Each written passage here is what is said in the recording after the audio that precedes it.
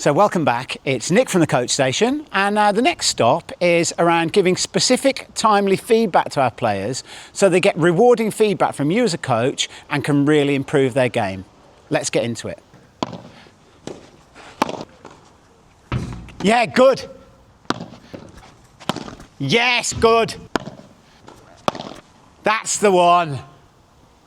Now, as coaches, we get really enthused with our players.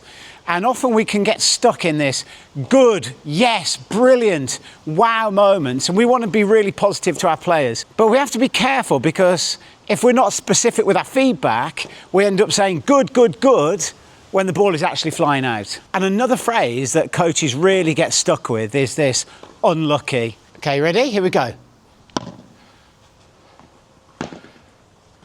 Oh, unlucky, unlucky.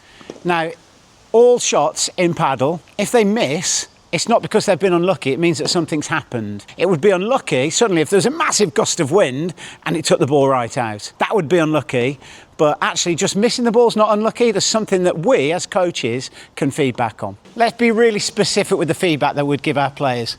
So if somebody was to hit it and they'd do like a really good shot like that and their volley went deep, we could reinforce the teaching points we've been working on.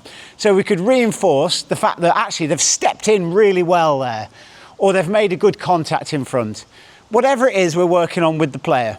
So now, if they were to miss the ball and they were hitting it too deep, for example, and the ball was flying out here and it was going too long, then instead of me saying unlucky, I want to be able to give some specific feedback to help improve that shot.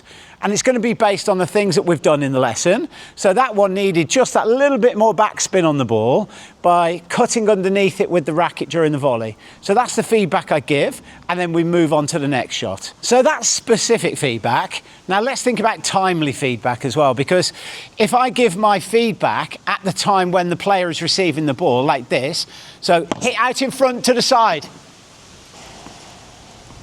and the player is having to process that information as the ball is as they're receiving the ball. So instead of that, the feedback needs to come after they've played the shot. So imagine they've played the shot now, it's gone deep, and then that's the time I can give the feedback to the player so that actually they can take that feedback on board and then be able to process it ready for the next shot. So specific feedback, be really clear about the process that we're working on. That will lead to a better outcome. And then actually time the feedback so the player can process it and give them time to reflect and actually give you some feedback that they've understood it. So we're coming to the end of the stop here. That's been around specific feedback and being able to give specific timely feedback to our players that will really help them improve. So I hope you enjoyed it, and let's move on to the next stop.